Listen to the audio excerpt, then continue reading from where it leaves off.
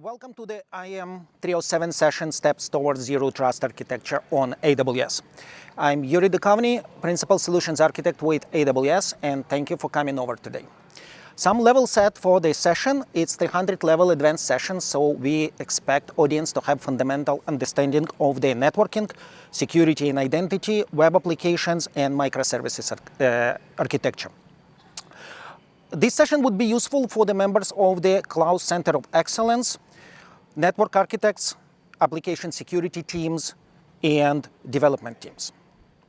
Quickly about the agenda, we will start from setting the baseline with zero trust fundamentals or definitions.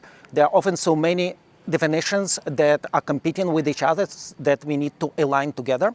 And we will talk about zero trust in terms of guiding principles, and we take a look at the examples of zero trust architectures within AWS platform.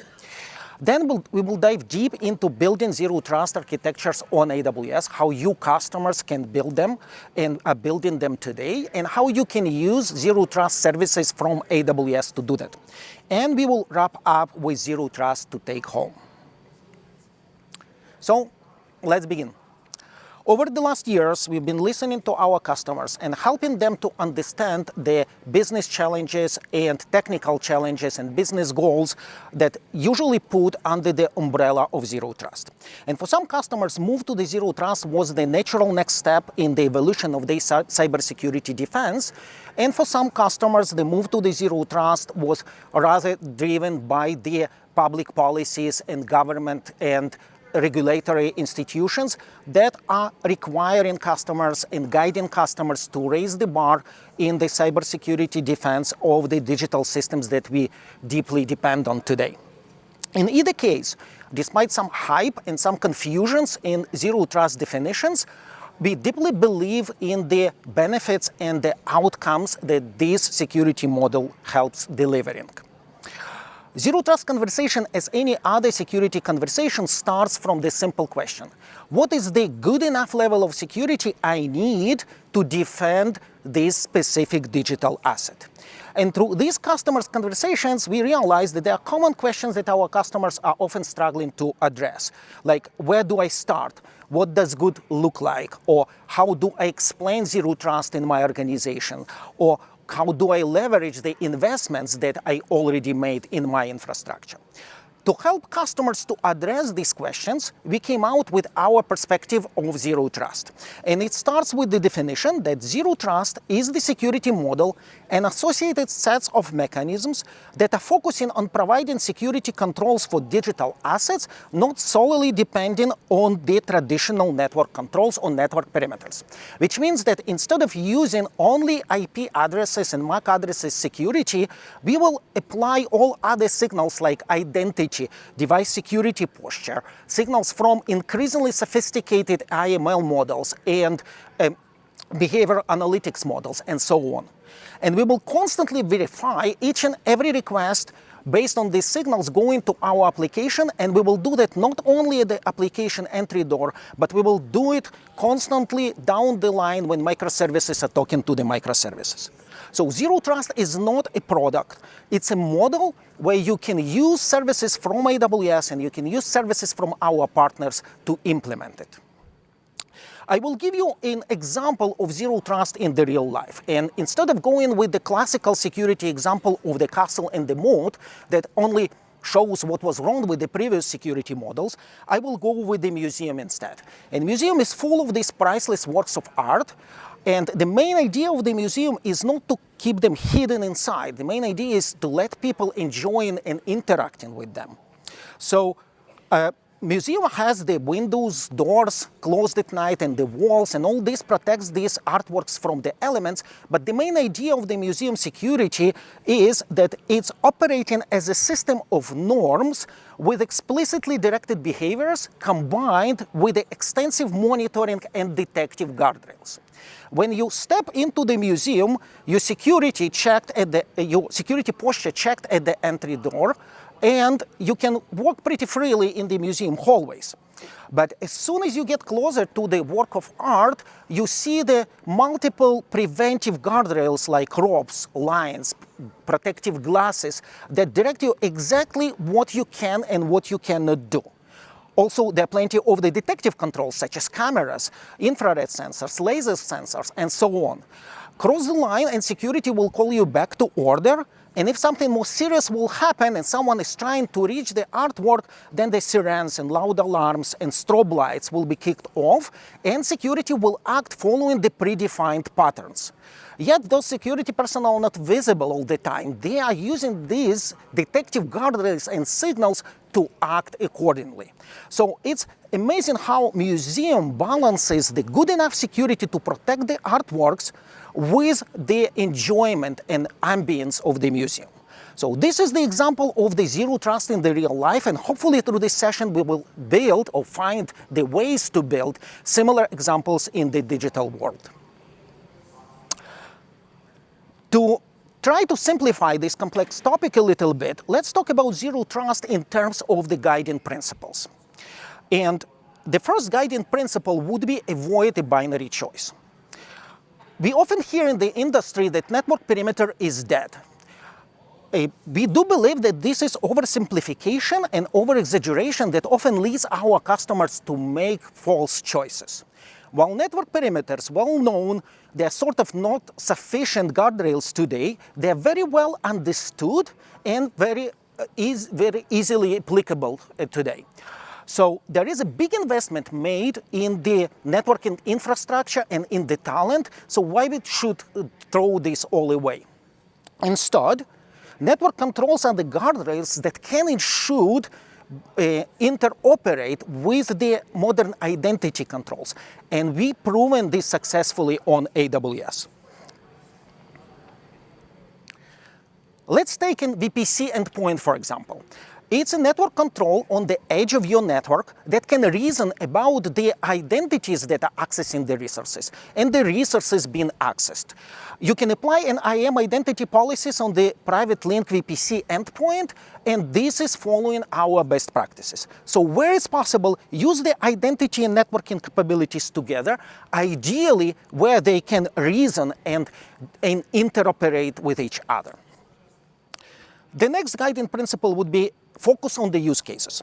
A number of years ago, we identified these three major use cases: machine-to-machine, human-to-application, and digital transformation, that are broadly defining the flows that we are securing.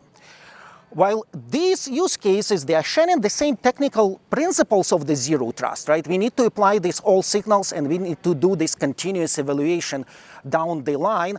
But these use cases may have completely different organizational objectives and business goals. The first one would be about eliminating unnecessarily paths to the data. The second one would be about workforce mobility and productivity. So zero trust is not about what zero trust is. It's about how to achieve your business goals. So focus on the use cases, focus on the problems you're trying to solve, work backwards from these problems, and you get better security every day instead of get mired into the discussion if it's enough zero trust in your environment. Keep talking to the customers through the zero trust evolution. We understood that we need to expand these use cases a little bit, and we recently added 3 more use cases, which are operator to workload, human to data, and the last one is around the data science use cases, as well as granular authorizations within your application. And we will cover most of these use cases today through the session. And the last guiding principle would be one size doesn't fit all.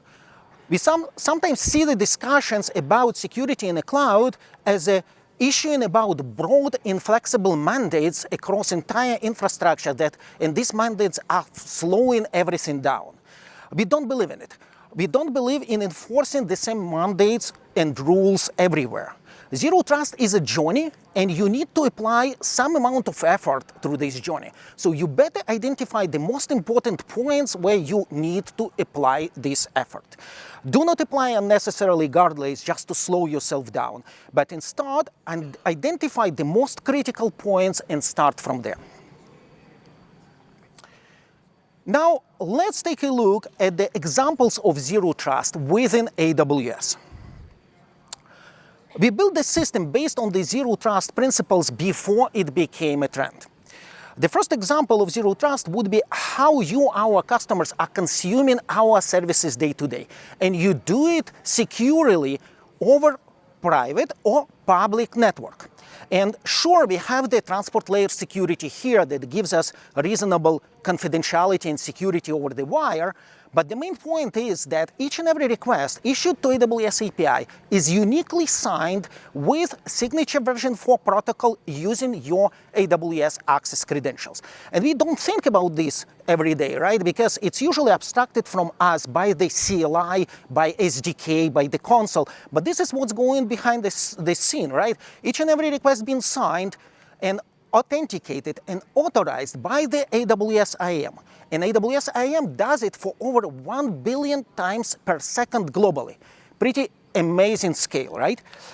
And what is interesting here that we are listening to the zero trust conversations and we rarely see someone mentions that AWS platform is actually the use case 0 for zero trust, and we built it with zero trust in mind.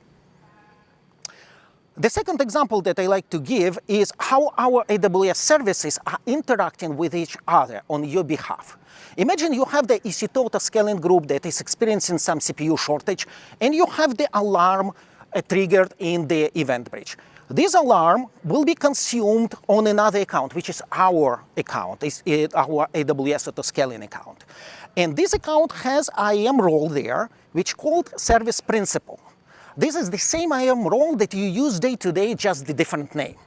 And this role assumes the role that you are creating on your account to delegate us some permissions. We call this role service linked role. You are pretty familiar with this, I'm sure. And the service principal assumes the service linked role using the same secure token service, gets the temporary AWS access credentials, and issues the API call to the EC2 API endpoint on your behalf. And this call is also signed with the same SigV4 protocol, being authenticated and authorized by AWS IAM. And if everything is allowed, then the new instance will be launched on your account. So the main point here is that we use exactly the same identity-centric mechanisms that you use every day to build your applications on AWS. And now saying that, let's dive deeper into applications that you, our customers, build in following zero trust principles on our platform. And here we will start from the machine-to-machine use case. Why? Because there is a list of unknown here, right? We place these machines there, we know our applications, we know how they communicate with each other, so we can identify these data flows and we can secure them. And then we will go to the human-to-application use case because this is the next logical step in securing our application. And we will be modernizing our application all the way along because it's often easier to modernize using the modern tools instead of trying to retrofit. And with these new tools, modern tools, you bring new zero trust benefits to your application. So we will start from the machine-to-machine use case where we will be securing communications between application components. And in this use case, our goal is to eliminate unnecessarily network path and to reduce the surface area of the system. You often hear or heard about this use case as east-west security or micro-segmentation. But obviously, this is the zero trust use case where we want to eliminate unnecessarily pathway to the data, and we want to secure the necessary path with modern signals. And we will consider that patterns are following application architectures because we will use slightly different techniques and tools to secure Lambda functions, for example, and EC2 instances, or even hybrid workloads. So from now, I will use an example of employee directory application. And if you are working with AWS for long enough, you've heard about our phone tool that we use to find each other, right?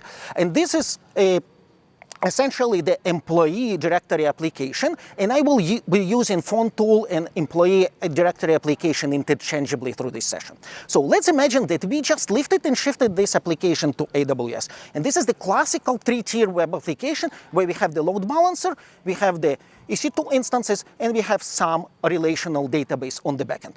The first thing that we will do to eliminate unnecessarily network paths, we will apply security groups. And yes, our good old friends, security groups, they have this amazing property when we can chain them together and we can assure that access to the web tier is possible only from the load balancer, and access to the relational database is possible only from the web tier, right? And when your infrastructure grows, the same applies, right? You have the same security group on your auto-scaling group, so the same traffic pattern stays. And we can do that workload to workload, and we can separate them, eliminating unnecessary network paths. Even these workloads are on the same routable subnet, are on the same network. We can explicitly define what is allowed, and everything else will be denied. Now let's start modernizing the application.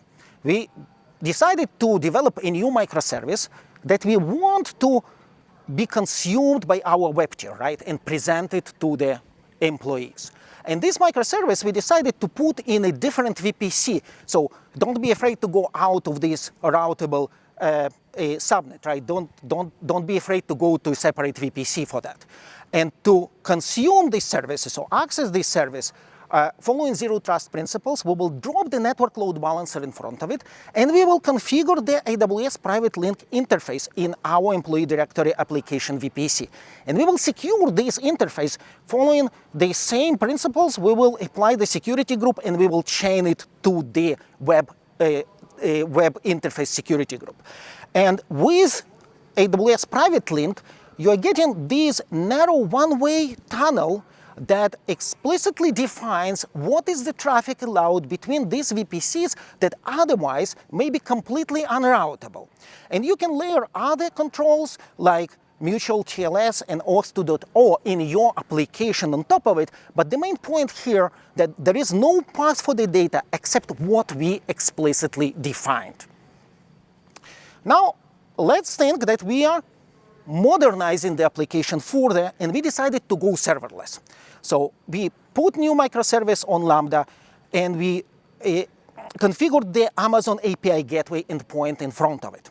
And we again create the private link endpoint, and we again have this narrow tunnel between our VPCs. But we are talking zero trust here, so let's start layering some identity controls on top. So we will assign the EC2 instance profile to the EC2 instances with corresponding IAM roles and with permissions that we will define follow least privilege access model. And we will implement SDK in our application. Again, don't be afraid of doing this. This is 3 lines of code that I will be happy to show you how to do it after this session if you are interested. And what SDK will be doing for you, it will be getting AWS temporary access credentials for you automatically and will rotate them every hour. And your application starts talking the same signature v4 protocol. And this allows us to layer an additional identity control on the VPC endpoint.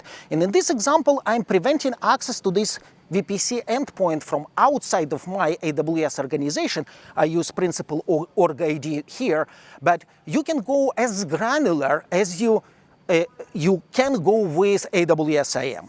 And I can layer additional control on the API gateway itself.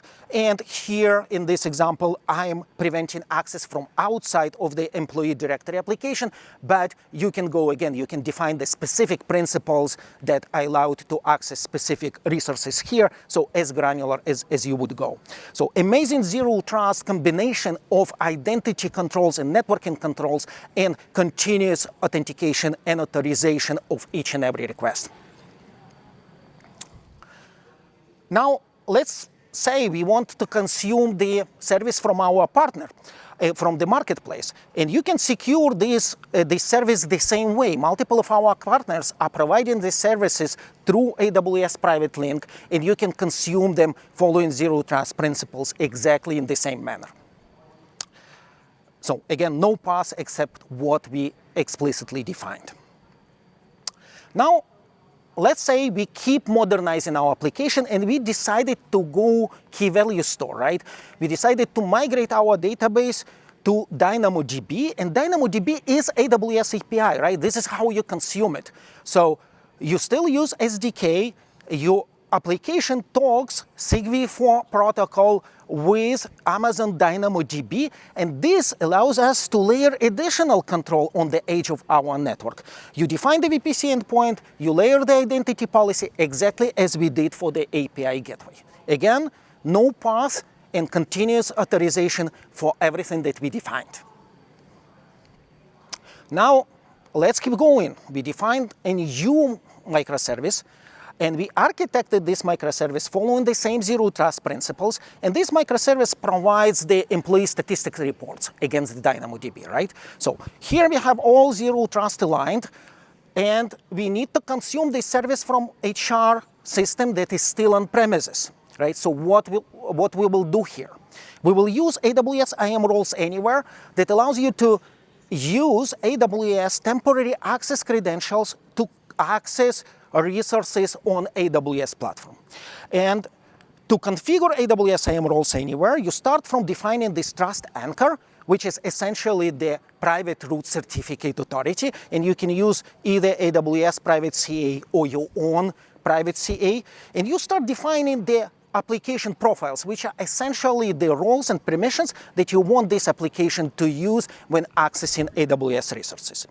And then you issue the end entity as a certificate to your HR system, or in other words, it's a device certificate, right? And HR system will use this certificate to authenticate against IAM roles anywhere, and IAM roles anywhere will call AWS Secure Token Service on your behalf and will get temporary AWS access credentials, will return them to the on-premises HR system, and HR system will use them to access AWS services, again with the same SIG-v4 protocol. Again, everything is explicitly defined here, and you can layer additional network controls on the last implementation, right? You can use the direct connect, you can use VPN, you can use security groups and traditional network firewalls, and all this will work together. So if you do the things right, you will find yourself in the picture similar to this one, when you have multiple microservices talking to each other across different VPCs and most likely across different AWS accounts. And these services can be of different nature, right? Some of them are running on Lambda, some of them running on EC2 instances. And when you can secure them following zero trust principles, we did an amazing job on the previous slides. But you will need to do plenty of configuration. You need to go VPC by VPC, configure the endpoints, apply identity controls on these endpoints, and etc. So we thought, how can we do that better? And we talked to our customers, and we understood that we need to build the next level of abstraction, allowing customers not to be experts in the networking, and stop worrying about networking configurations without losing the benefits of traditional networking controls. So we released Amazon VPC Lattice. And Amazon VPC Lattice allows you to connect your services across multiple VPCs and accounts seamlessly, apply granular access control for zero trust, configure flexible traffic routing rules to support blue, green, and canary deployments, and to monitor and log each and every request between your microservices. So if we rethink the service-to-service communications with VPC Lattice, then imagine we have these multiple VPCs and services that we need to connect together. We will define VPC Lattice service network, and we will define which VPC belongs to this network. And VPC Lattice will create for us this link local virtual router in our VPC that will communicate with our services using unroutable 169.254 IP addresses. Amazing networking security here, right? We use unroutable addresses to talk to these services. And this fact allows us to uniformly apply the no access security groups across all of our microservices. Why no access? Because only the access that we need is access to and from 169.254 IP addresses. And then we start defining the services in terms of the target groups and routing rules. And we will start defining the identity controls within VPC Lattice service network. We will assign the IAM roles to our resources. We always do that. We already assign them. But we will define the auth policies or IAM policies within Lattice service network. And when application is talking SIGV4 to Lattice service network will authenticate and authorize each and every request between our microservices against AWS IAM and will allow communication only when we defined it, right? Again, everything that we explicitly defined is allowed, everything else is denied. And all these will be logged to the Amazon CloudWatch, to Amazon S3, and Amazon Kinesis data firehose, which allows us easily to integrate with our partner solutions and to leverage the investments that you already made. VPC Lattice brings the great benefits to the IT personas, like admins are getting control back. They can enforce security guardrails like defining VPC Lattice network, right? And defining the VPCs that belongs to this network and monitor service-to-service communication, while developers are getting freedom of adopting the service quickly without being networking expert, define the blue-green canary deployments, and apply fine-grained authorization controls between these services, and all this within the guardrails that admins defined. So great benefits here. So now let's dive deep how Lattice works. Imagine that we keep modernizing our employee directory application and we developed 3 new microservices: awards, direct reports, and locations that retrieves location of the employee, which building it belongs to.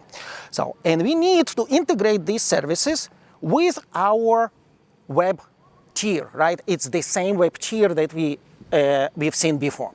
So to do that with VPC Lattice, we will start from defining the target groups. And target group can be Lambda function, EC2 instance, EC2 autoscaling group, application load balancer, or Elastic Kubernetes pod, right? So we define these target groups from the Lattice console through Lattice API.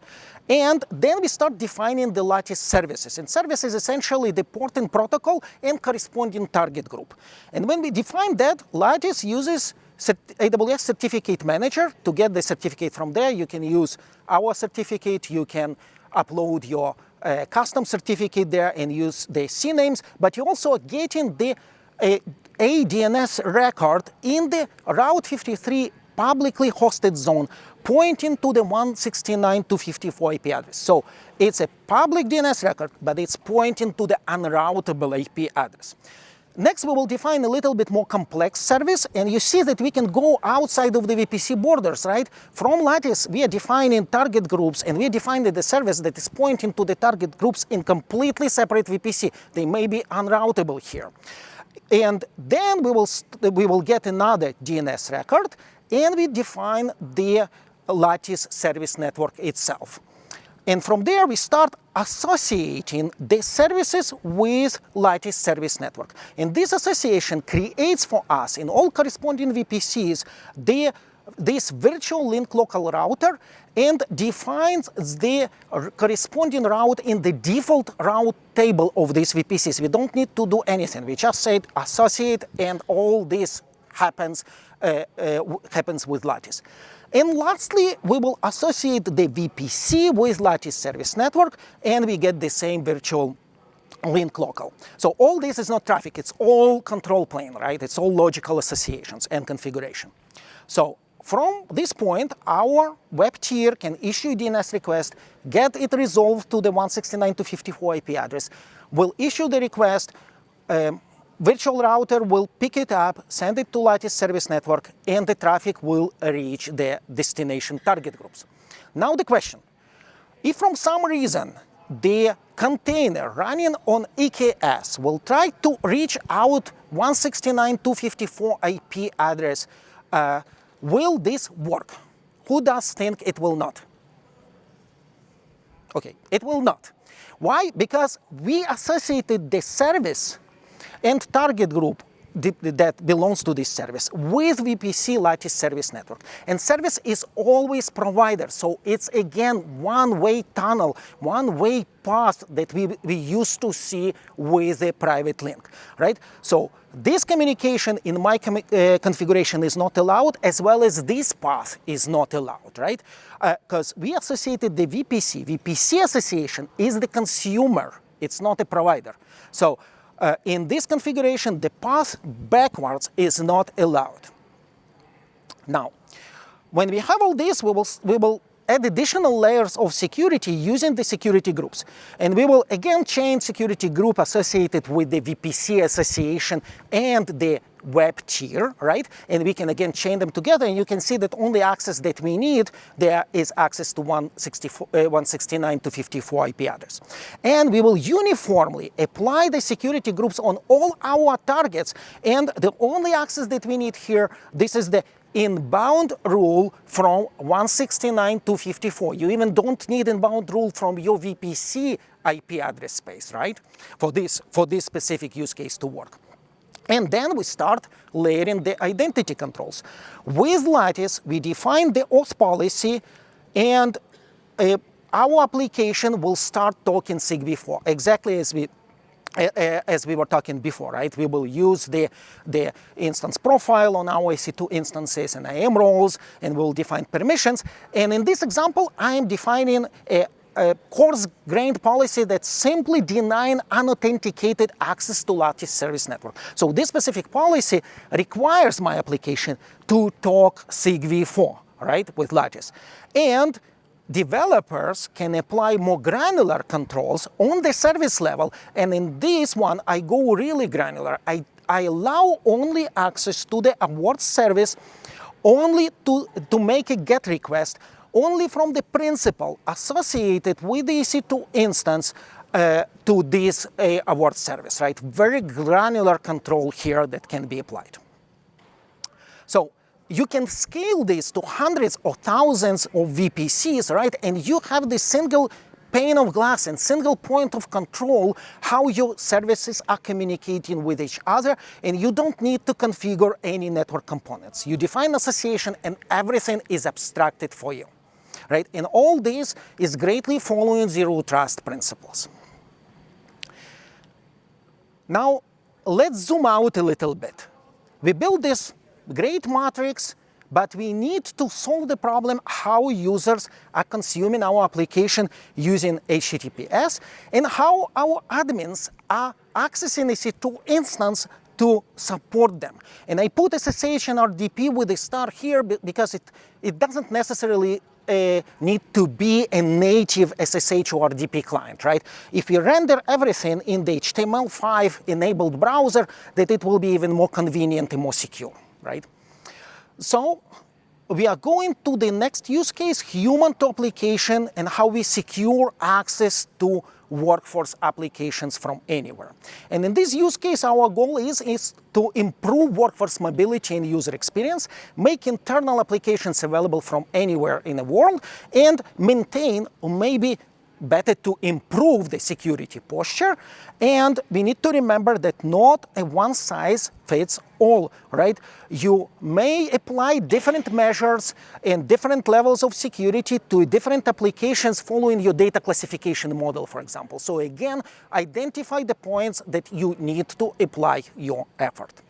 So how this been done historically, right? We used to see users are consuming services deployed on AWS using the Direct Connect or site-to-site VPN from on-premises, and remote users would VPN first to the on-premises and go to the services from there, or alternatively they can use the AWS client VPN directly to the VPC.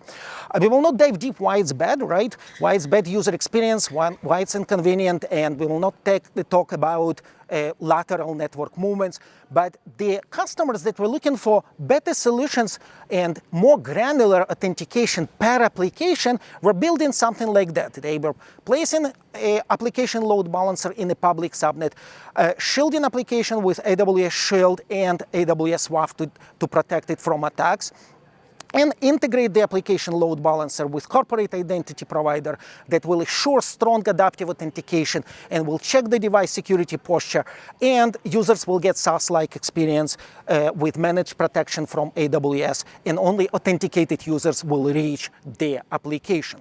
Alternatively, some customers would go with pixelated approach, right? And they will use Amazon Workspaces integrated with AWS Directory Service or Active Directory hosted on EC2 instances, will put the PCO IP gateway in front of it. They may also use the VDI solutions from our partners, and users will get pixelated representation of the application, and only authenticated users will reach the application.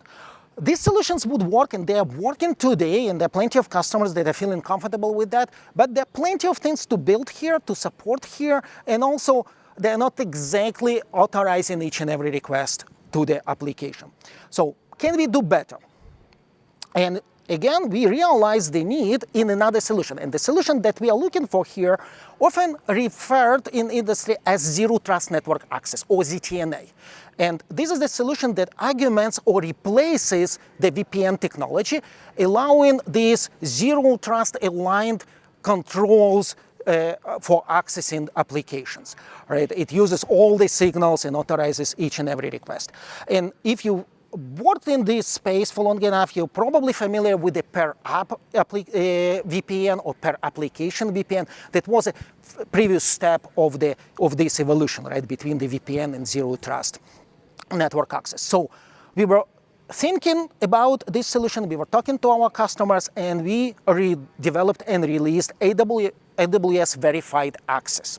And AWS Verified Access allows users accessing web applications with the browser from anywhere without VPNs or agents to simplify application onboarding and access management, evaluates each and every request based on the user identity and device security posture in the real time, and provides details access login for each and every user request to the application. So if we look at the evolution again, and we'll go from what customer were building, then we put everything in the private subnet now, and we will put the AWS Verified Access instance in front of the application.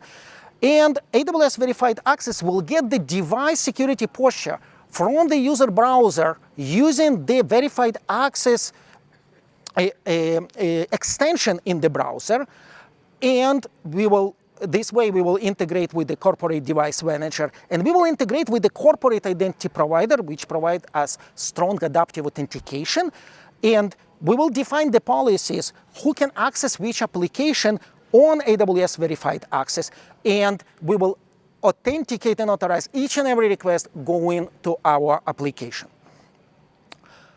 And each and every request will be logged again, and you can use this information for observability and troubleshooting, and to leverage investments that you already made with Amazon Kinesis Data Firehose or VS3.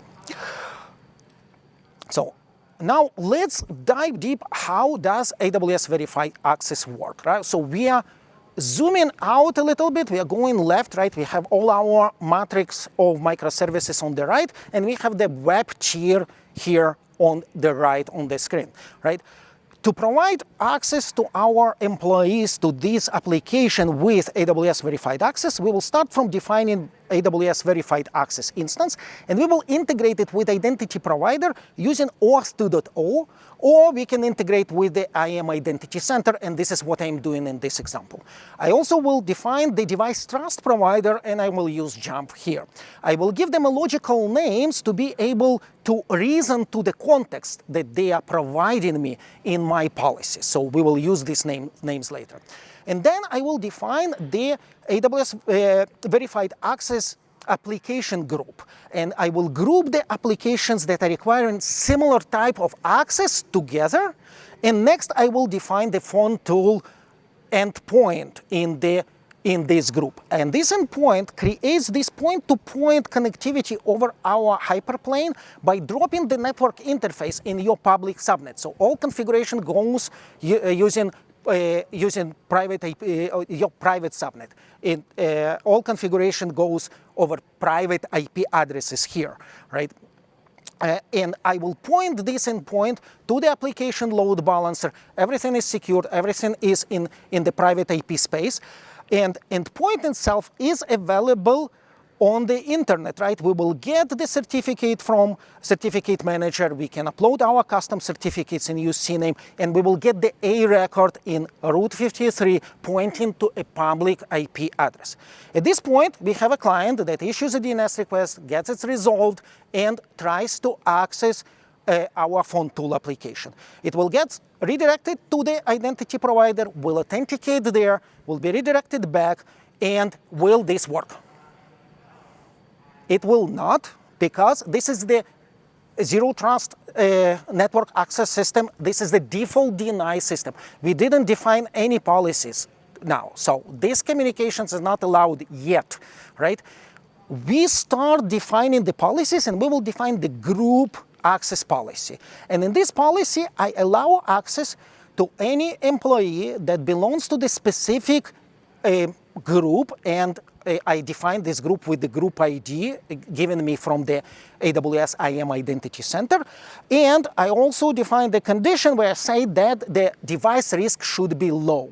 So at this point, user tries to reach out the application, and the verified access browser extension sends the information about device posture to the AWS Verified Access instance. It's all been verified, and if everything matches, that user can access the application.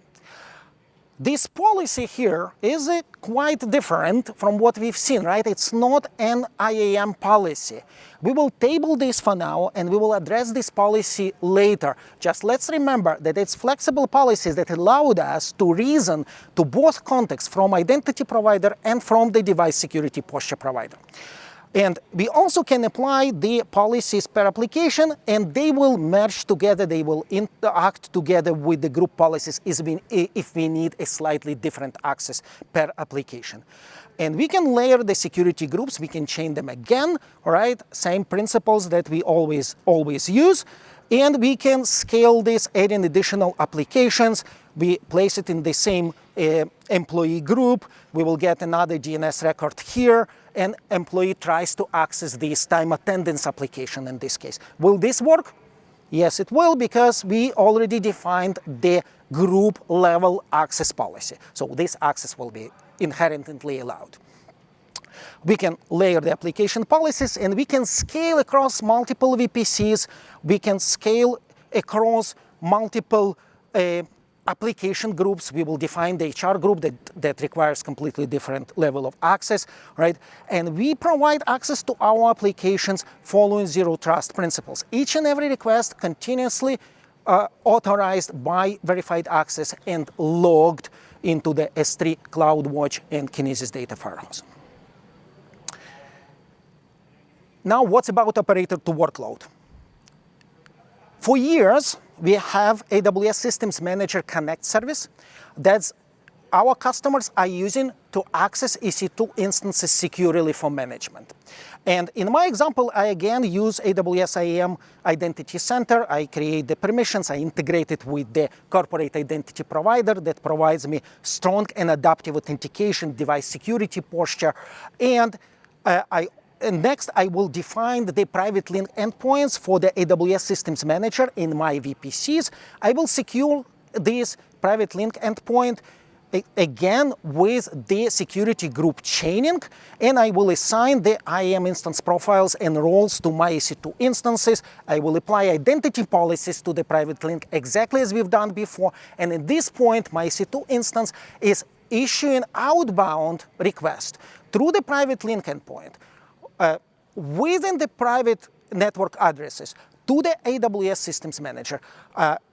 Take a look what is amazing security here, right? We don't need inbound connectivity at all, right? We are issuing outbound requests to the Systems Manager. And Systems Manager keeps this connection open, and when administrator gets authenticated against the IAM Identity Center and then the corporate identity provider and connects to the AWS Systems Manager, they get presented with the RDP interface or with a SSH-like interface within the browser, right? Amazing zero trust security here. So if you are not using the AWS Systems Manager Connect services to manage your instances today, you definitely should.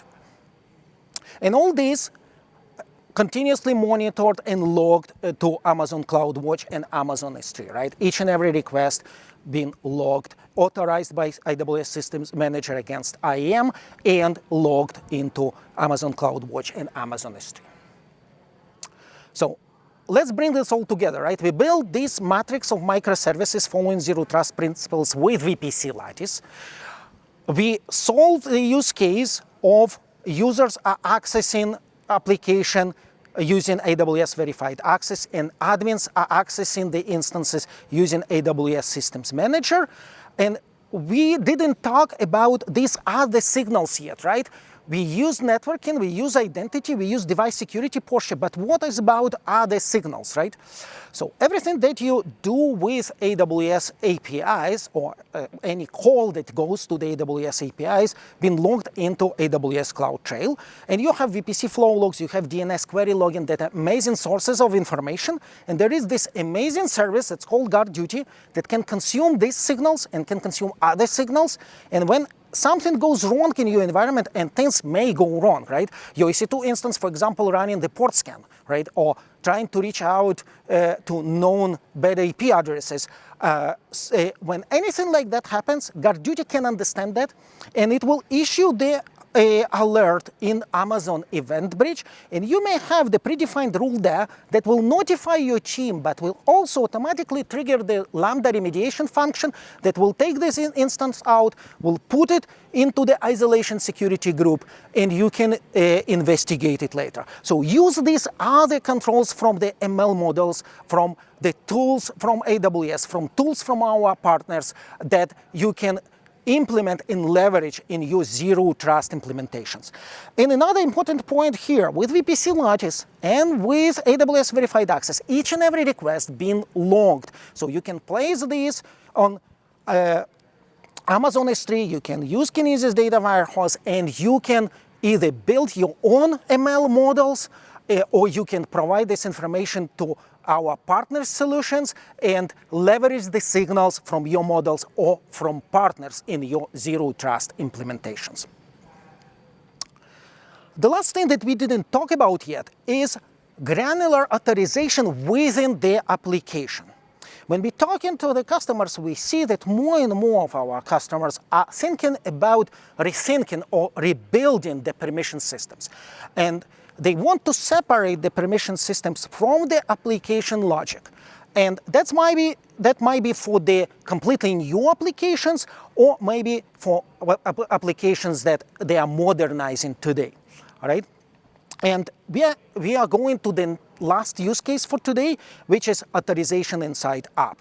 And the goal is to accelerate application deployment by separating the security from the application logic, build applications that are providing continuous authorization, protect our application data and resources efficiently, and simplify compliance and audits and scale. So if we think what is the system that we need for modern applications, all right, then this system should be expressive enough. Why? Because with zero trust, we said that we need to reason to identity signals, to device posture signals, to all other sophisticated signals from the ML models. So we need to be able to express these with our permission system. The system should be scalable because we want to authorize each and every request down the line between the microservices, and the system should be fast enough not to impact the end user experience. And the system should be auditable because we want, and we often required to answer the question, who can access what, right? So to build something like that, it's not an easy job, and we thought what we can do, and we identified that we need to build a new set of primitives, specifically their language and the corresponding permissions engine. And we didn't take it lightly. We looked at what is available on the market. We looked at things like Rigo or Open Policy Agent. And we found out that these systems are either not expressive enough or not fast enough. So we decided to release Amazon Verified Permissions. And Amazon Verified Permissions, based on the new policy language called Cedar that we open sourced last year. You can get the SDK and use it within your application. And this language combines both role-based access control and attribute-based access control to satisfy the requirements from modern application. And you can probably realize that this is the syntax that we used within AWS Verified Access, right? So jumping a little bit ahead here, you will see the Amazon Verified Permissions in two large use cases. It will be used, or it's used by our services like AWS Verified Access behind the scene, and you will use Cedar to craft the policies, or you can use it with your applications to build granular authorization and access control outside of your code within your application. So Amazon Verified Permissions itself, it's a fully managed service where you can define the policy store for your application, and you will define multiple policy stores for multiple applications. And it provides you the policy administration point, policy decision point, policy retrieval point, and policy information point. And you will use the policy administration point to craft your permissions. And that will be done by the admin persona, or it will be done by the application flow itself, right? And you will develop the policy enforcement point within your application. And this, your application will take the slice of entities that are subject for the authorization request and will put them into isAuthorize API call to the policy decision point of Amazon Verified Permissions, and it will get back allow or deny based on the permissions that placed in the policy store, right? So let's think about another example. We keep modernizing our application, and we decided to develop a new service for employee directory application where employees can delegate some organizational functions when they're going for vacation, for example, right? A great service. So we cannot implement this model within traditional permission system, right? We cannot go back to the identity provider and change the group memberships there temporarily, right, from the application. So we need something that will allow us to dynamically change the permissions from the application and to answer the both requirements for resource-based access control and attribute-based access control.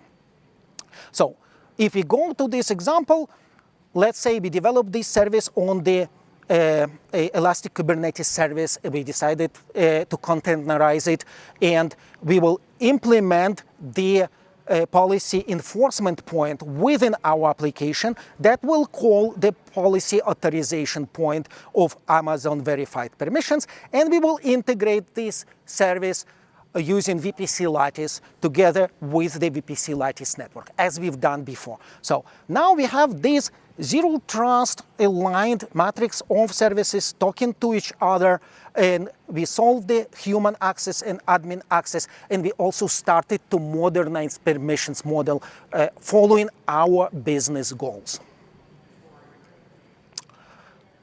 So to rewind what we've just said here, right? You start your journey from machine-to-machine use case. Why? Because it's the easiest place to start. We know the applications, we know how to secure them. Then you go to human application use case because it's the next logical step in your zero trust evolution. And you will be modernizing the application all the way along because it's often easier to use the new tools instead of trying to retrofit. And through this modernization and through this process of finding the most critical points to secure, you will find yourself in a number of parallel zero trust modernization tracks. You will apply your effort on operator to workload use case, and you will see the granular authorization within the application or application components. Some sessions to watch, right? If you would like to learn more about Amazon VPC Lattice, about AWS Verified Access or Amazon Verified Permissions, please watch these sessions. They were recorded yesterday and today. And thank you very much for coming over for this session.